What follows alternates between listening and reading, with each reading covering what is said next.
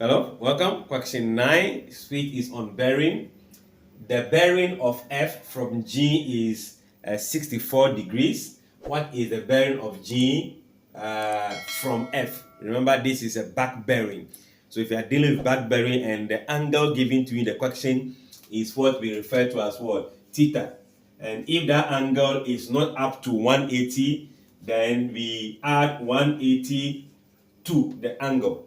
The angle given to you is not up to 180. So it means that 64 degree plus what? 180 degree. Take 20 to this place.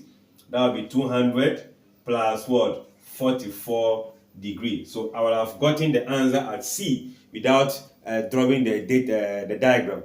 Or let's say that the bearing of F from G, so we indicate the Cartesian plane for what? G. We are coming from G, which we are measuring angle of 64 from the north. So if I measure 64 here from the north, I'll get to where I have the F, right? So now I am looking out for the bearing of G from F, meaning going to the north of F and measure to meet the angle.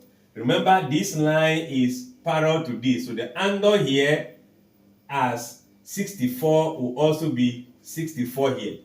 So now as I move on north, 90 plus 90 plus 64 will give me what? 244 as the back bearing of G from what? F.